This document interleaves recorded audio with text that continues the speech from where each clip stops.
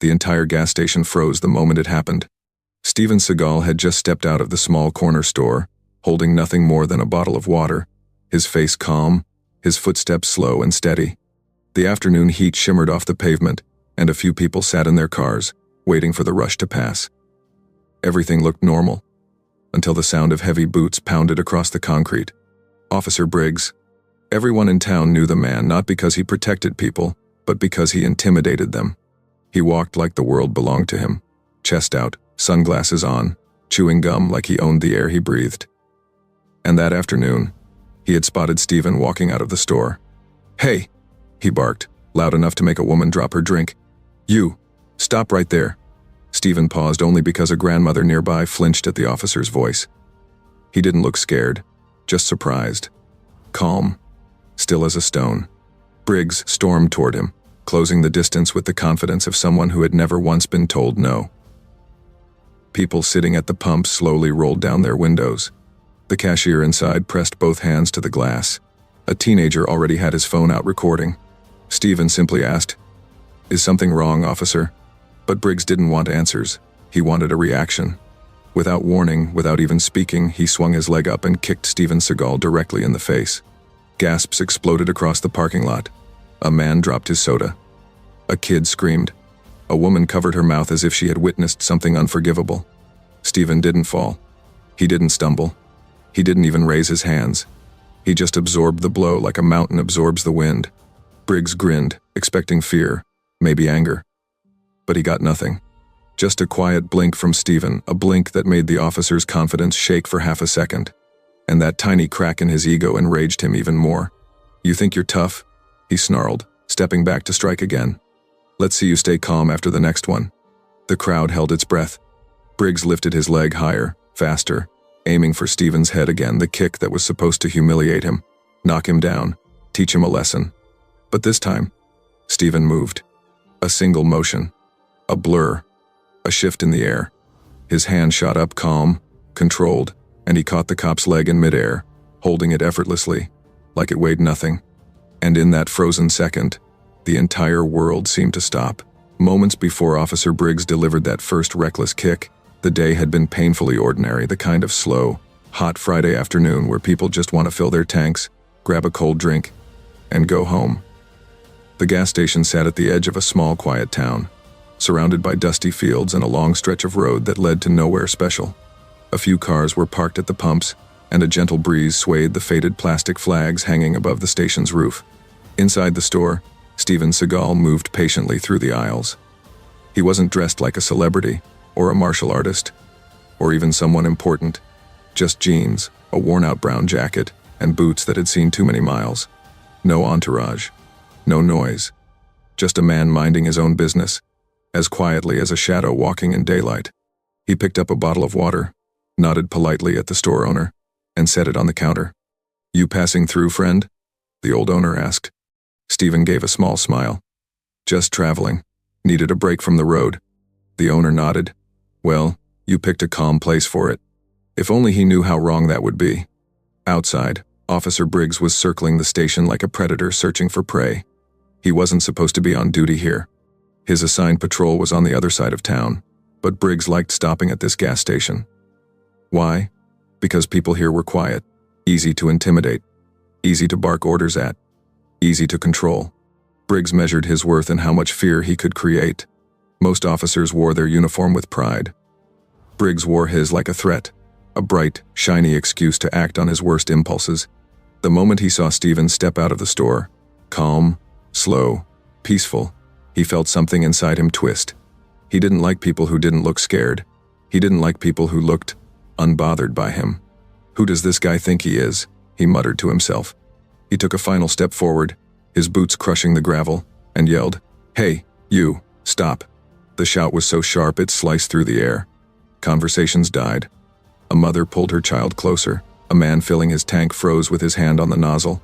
The older store owner's shoulders dropped as he watched from inside, as if he had seen this exact scene unfold too many times before. Steven stopped walking, not because he was intimidated, but because he didn't want the elderly lady nearby to get startled again. His eyes were gentle, his posture relaxed. He didn't even bother turning fully toward the officer. "Yes, officer," he asked. That was the spark. Briggs didn't want calm. He wanted fear. His chest puffed out, his jaw tightened, and he marched forward, jabbing a finger in Stephen's direction. "You think you can stroll around here like you own the place?" He snapped. Stephen blinked, confused. "I'm just buying water." "Oh, is that so?" Briggs mocked. "Buying water? Or casing the store?" People exchanged uncomfortable looks. They'd seen this pattern before. They knew what came next. And yet, despite knowing, none of them dared step forward, except maybe the teenager recording. He whispered under his breath. "This cop's picking the wrong guy today." But he still kept filming. Stephen raised his hand slightly, not defensively, just peacefully. "I don't want any trouble," he said. "I'm simply passing through." Briggs scoffed. He hated that tone, that calmness. It felt like Stephen was refusing to acknowledge Briggs's power, and for a man like him, that was unforgivable. "You look like trouble," he snapped. "People like you always act innocent until they're caught." "I haven't done anything," Stephen replied softly. But soft words are useless against a loud ego. Briggs shoved him. Hard. The gasp that followed came from every direction. Even the birds seemed to stop moving. Stephen barely shifted. His boots seemed rooted to the earth. He didn't retaliate. He didn't tense up. He simply exhaled a slow, patient sigh. Briggs shoved him again, harder this time. Still nothing. That was when Briggs's rage snapped. He wanted a reaction. He needed one. But Stephen wouldn't give him what he craved. In his mind, that was disrespect.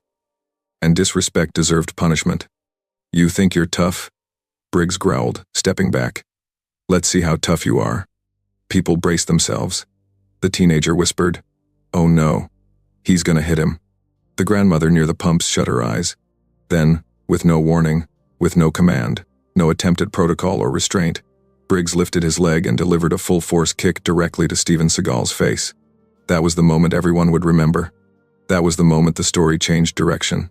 And that was the moment the crowd realized the officer had no idea who or what he had just challenged. Because Steven Seagal didn't fall, didn't stumble, didn't even flinch the way a normal man would. He simply stood there calm as a mountain in a storm as the dust around them settled.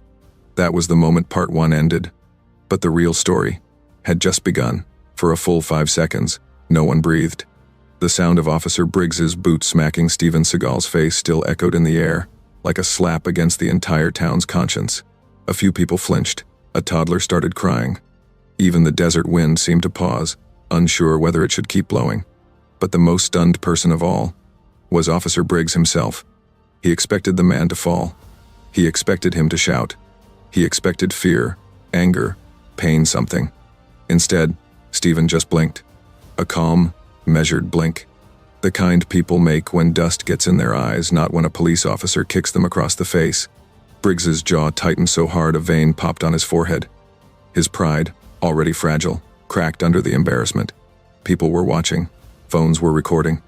And Stephen's unshaken stillness made Briggs feel weaker than he had felt in his life. How did you not fall?" he snarled, stepping backwards. Stephen didn't respond. Not because he couldn't, but because he didn't see the point. His silence was gasoline. Briggs's ego was the match. "You trying to challenge me?" Briggs barked. "Think you're some kind of tough guy?" Stephen's answer was quiet, respectful, almost gentle. "You're making a mistake, officer." The crowd froze again. Briggs heard the words, simple words, soft words, but in his head, they sounded like a threat, like defiance, like disrespect. He saw the teenager still recording, the store owner shaking his head in disappointment, the grandmother whispering prayers under her breath, and the humiliation burned deeper than the midday sun. "I'll show you, mistake," Briggs hissed. He took 2 steps back, planting his feet firmly, preparing for a second kick, harder, higher, faster. His movements were sloppy with anger, but fueled by a desperate need to prove he was still in control. The teenager whispered into his phone camera, "Bro, this cop is losing it." Briggs shot forward. He swung his leg up with everything he had, aiming again for Stephen's head. A kick meant not just to hurt, but to break the man's dignity. But this time, Stephen moved.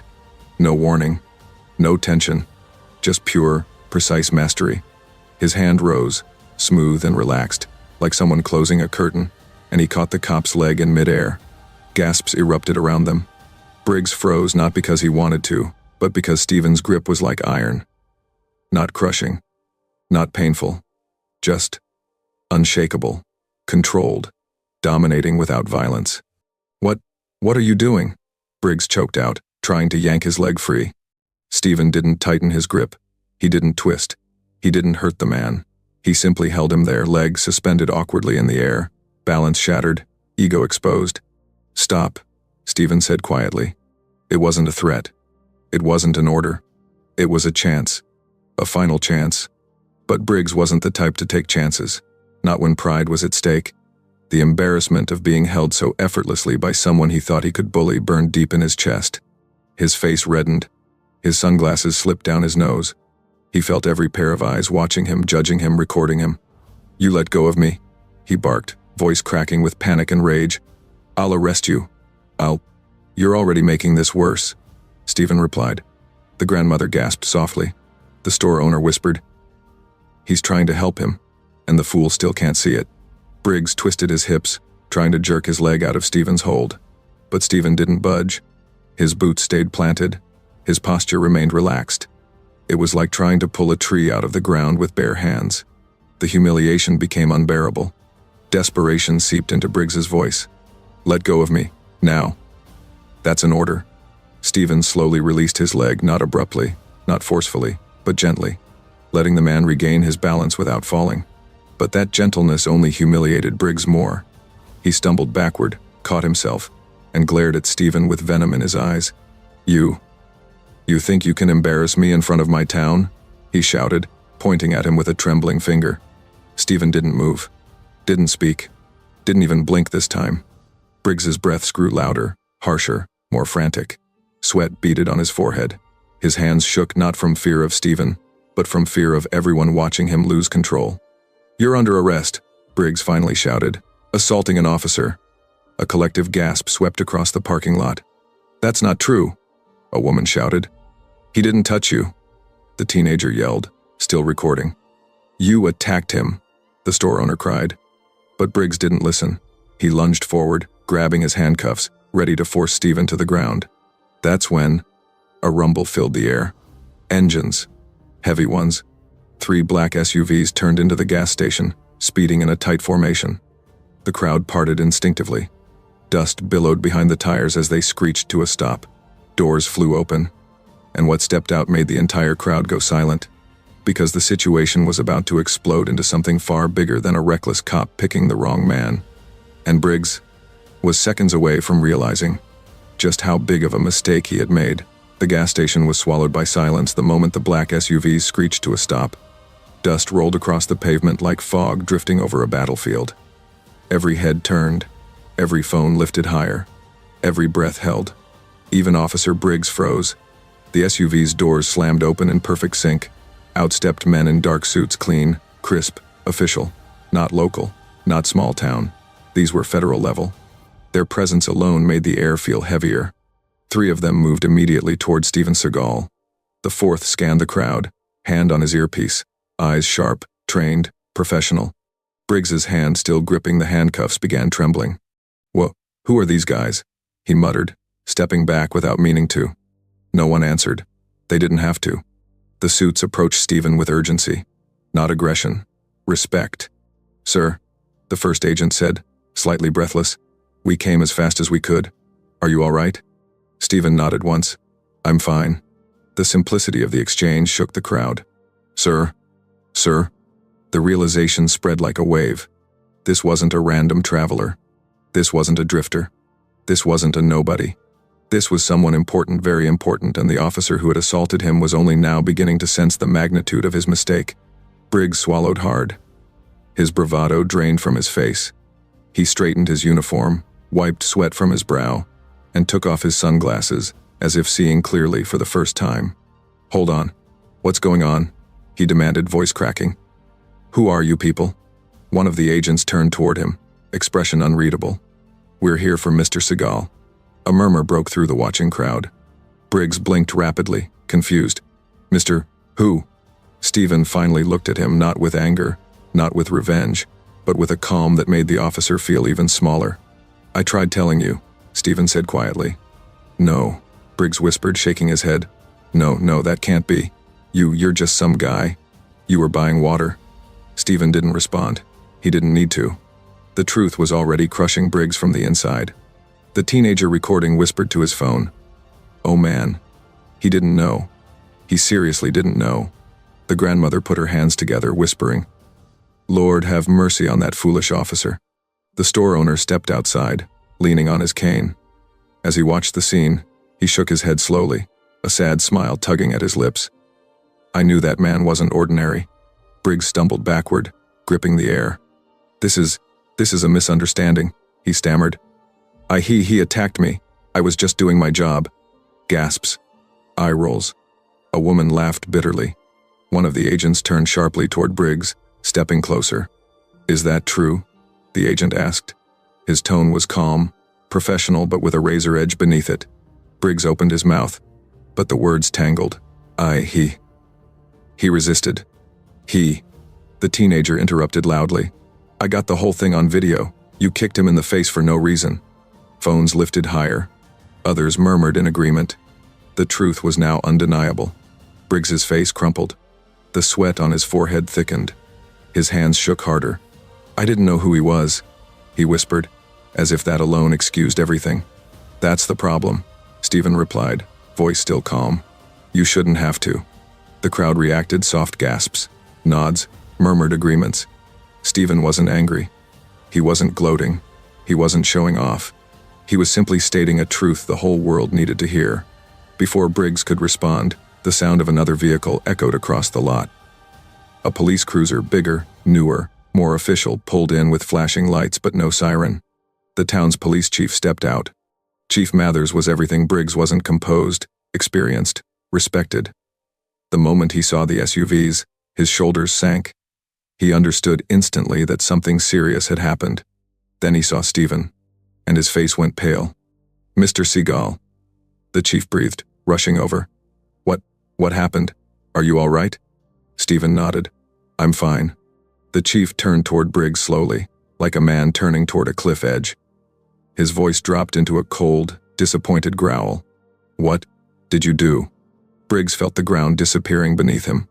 Sir, I didn't know he didn't look like... Stop, the chief snapped, louder than any voice so far. Just stop talking. Briggs shut his mouth instantly.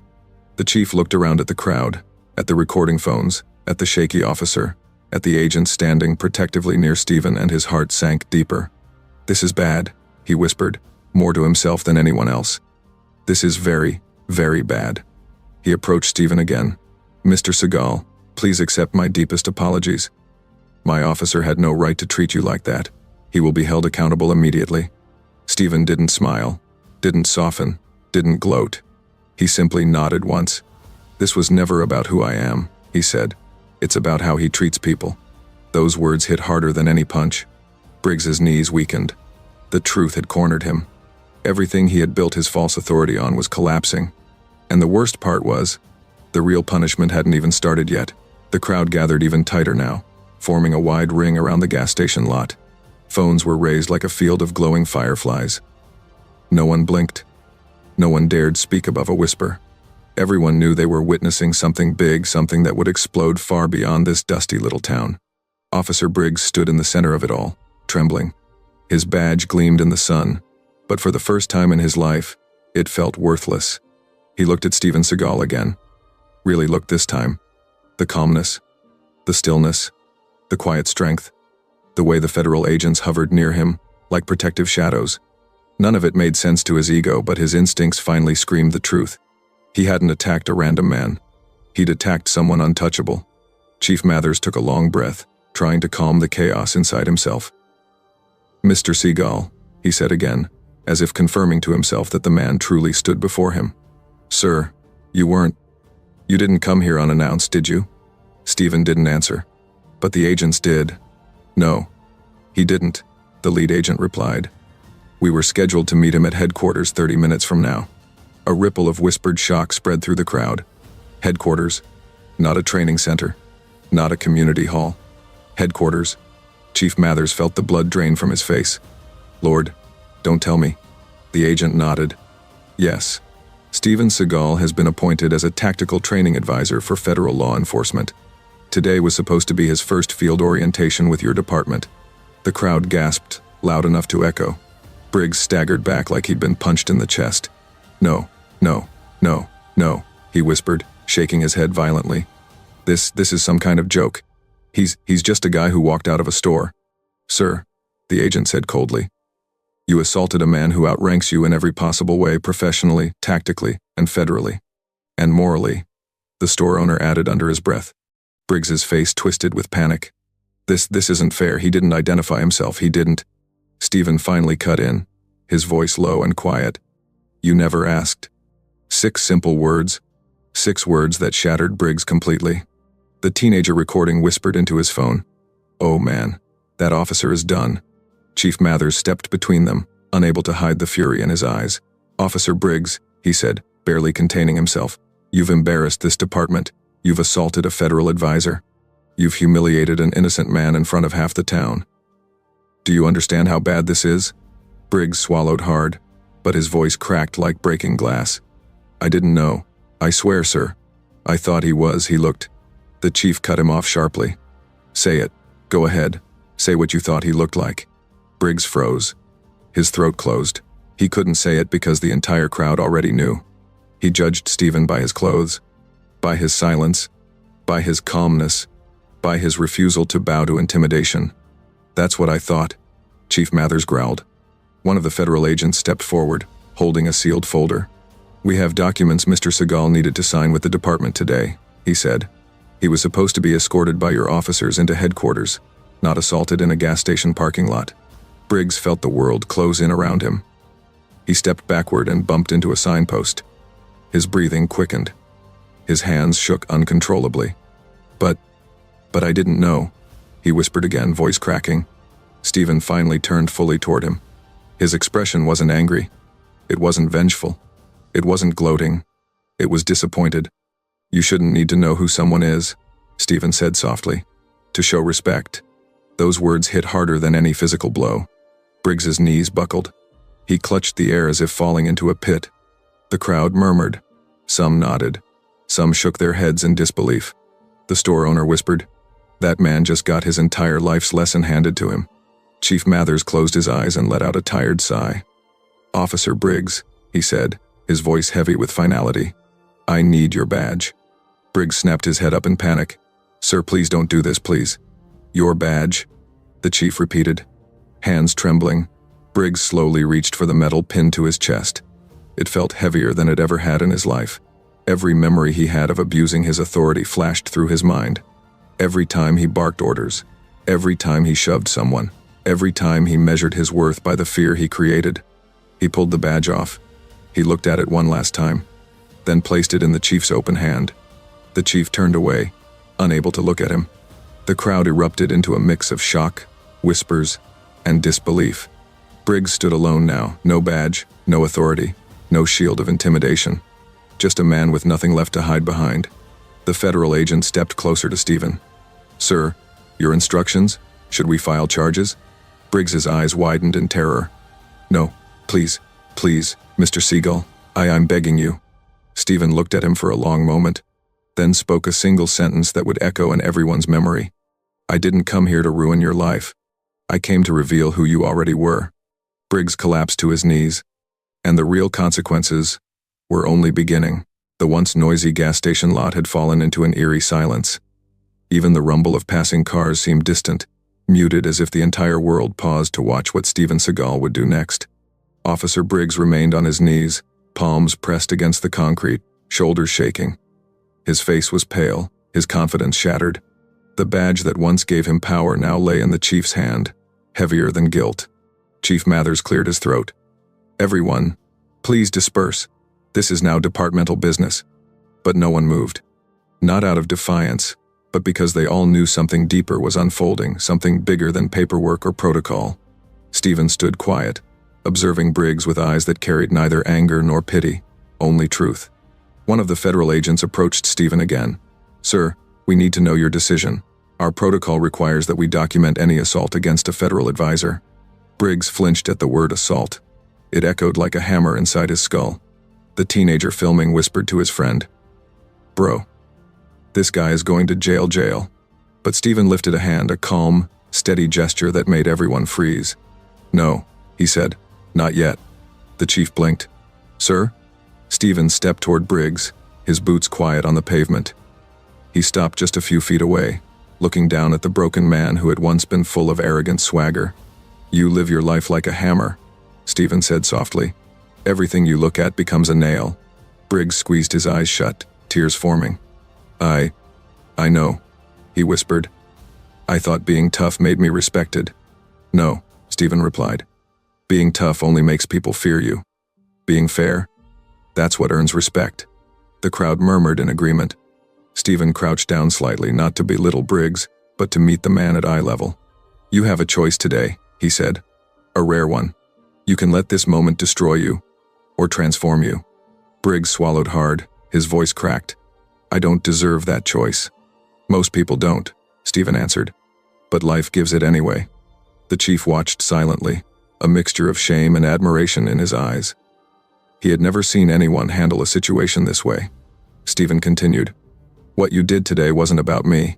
It was about who you've become. You lost your badge because of that. But you didn't lose your humanity unless you choose to." Briggs looked up, tears finally streaming. I don't know how to fix myself." "You start," Stephen said. "By accepting that you need fixing." Briggs lowered his head again. "Overcome." The lead federal agent spoke carefully. "Mr. Seagal, if you choose not to file charges, we will honor that. But the department will still proceed with disciplinary measures." Stephen nodded. He should face consequences. But that doesn't mean his life needs to be ruined. The chief stepped forward. "Sir, with respect, what are you suggesting?" Stephen turned his gaze toward Mathers. "I've trained people like him my whole life. Men with anger, men with ego, men who confuse power with strength." He paused. "I want him assigned to me. Temporarily." The crowd gasped. Briggs looked up sharply, confused. "Assigned to you? Why?" "To learn," Stephen answered. "To rebuild. To understand control from the inside, not the outside." Chief Mathers hesitated. "Sir, he's suspended. Protocol. Protocols can be adjusted," Stephen replied calmly. "He won't carry a weapon. He won't wear a badge. But he will learn discipline, restraint, and responsibility." The chief studied Stephen for a long moment. Then he exhaled. "If that's truly your wish, we can arrange supervised training hours." Briggs looked stunned. "Why? Why would you help me?" Stephen stood upright again, his shadow long across the pavement. "Because sometimes," he said, "the people who fall the hardest are the ones who need guidance the most." Briggs looked down, overwhelmed. I don't deserve forgiveness." "I'm not offering forgiveness," Stephen said. "I'm offering a chance to change." The crowd remained completely silent, every person holding their breath, absorbing the moment. The federal agent turned to the chief. "We'll draft the paperwork. He's under your jurisdiction, but under Seagal's training authority." Briggs wiped his face with the back of his hand. "Sir, I'll work. I'll do anything. I just don't want to be the man I was." Stephen nodded. "Then we start tomorrow." The chief placed a hand on Briggs's shoulder. "For what it's worth," he said, voice softening, "I hope you take this seriously. You're lucky most people never get another chance." Briggs nodded silently. As the crowd began to disperse, whispers filled the air. "He's getting trained by Steven Seagal? Man, that's insane. He's lucky. Most officers would have gone to jail." Stephen turned to leave, but the store owner called out, "Mr. Seagal?" Stephen paused. The store owner lifted his chin in gratitude. "Thank you for showing everyone what real strength looks like today." Stephen gave a small nod. "Strength," he said, "isn't how hard you hit someone. It's how you stop yourself from hitting when you could." The crowd nodded, letting the lesson sink deep. As Stephen walked toward the federal SUV, Briggs slowly stood behind him, not a man of authority anymore, but a man beginning a long journey back to humility. Tomorrow, everything would change. And for the first time in a long time, Briggs hoped it would. The sun began to dip toward the horizon, painting the small town in warm golden light. Shadows stretched long across the gas station lot where just hours ago, chaos had erupted. Now, the space was quiet, almost reverent. People lingered, whispering to one another, sharing what they had witnessed as if it were a once-in-a-lifetime event. Officer Briggs remained on the edge of the lot, his uniform hanging loosely on his shoulders, badge long gone. He stared at the ground, trying to process everything. The adrenaline, the shame, the humiliation, and unexpectedly the clarity he had gained. For the first time in his life, he could see the truth of his actions without the cloud of ego. The crowd, dispersed but attentive, still watched as Steven Seagal walked toward the waiting black SUVs. His stride was slow but assured, calm but commanding. Every step seemed measured, deliberate, as if he carried the weight of years of discipline and experience with him. Yet not a trace of arrogance. The store owner approached Steven carefully. "Sir," he began, voice trembling slightly. "Thank you. Thank you for showing us all what real strength looks like. Not just the fighting, but the way you handled him. And even us." Steven turned and gave a faint, almost imperceptible nod. His voice was calm, steady, and carried a quiet authority. "True strength," he said, "isn't about domination. It's not about being feared or being louder than everyone else. It's about knowing when to act and when to stay silent. Control over yourself is worth more than control over others." People around him murmured in agreement. The teenager recording held his phone down for a moment, shaking his head in disbelief. "Man, he's a legend," he whispered. Officer Briggs, still on the edge of the crowd, listened carefully. Every word Steven spoke pierced deeper than any slap, kick, or public humiliation ever could. The lesson wasn't in pain or punishment, it was in reflection. Steven's gaze swept over the crowd, landing on those who had stayed calm, respectful, or simply observed quietly. His voice softened slightly, just enough to reach everyone, without losing its weight. Respect isn't something you show only to those who hold power, money, or titles. Respect is something you give to every person you encounter, especially when no one is watching. Briggs's shoulders slumped. He finally understood. The man he had attacked wasn't just a celebrity or a fighter, he was a teacher. Not of kicks or grappling, but of life, of humility, and of dignity. And the man had chosen to teach without anger, without revenge, without cruelty. The federal agents called Steven back to the SUVs. He paused, looking once more at the gas station. The people, the town, and even Briggs. His voice carried a quiet authority, almost a whisper over the breeze. "You can't change the past, but you can choose what you do next. Choose respect, choose humility, choose responsibility." With that, he stepped into the SUV, doors closing behind him. The engine hummed, and the vehicles began to move, leaving the lot behind. Dust trailed in their wake, settling slowly, like the final punctuation on a sentence that would be remembered forever. The people left standing stared after him in silence. Some nodded, some wiped tears, some shook their heads in disbelief. But everyone carried the same thought. True strength isn't loud. True power isn't shown with fists. True respect is earned, not demanded. Briggs stayed where he was, thinking over the day's events, replaying every action, every choice. For the first time, he felt the weight of responsibility, without the false shield of arrogance. He didn't know how long it would take to rebuild himself, or if he would ever fully regain trust, but he knew this. His journey had begun. The store owner turned to his remaining customers, who had gathered cautiously. "Remember this," he said quietly. Not because of what he did to the officer, but because of how he taught everyone else. Strength isn't punching. Strength is knowing the value of respect. The crowd began to disperse. Whispers of incredible, legend, and lesson of a lifetime floating into the evening air. And for the small town, that day would be remembered not for the chaos, not for the fear, but for the lesson Steven Seagal silently delivered.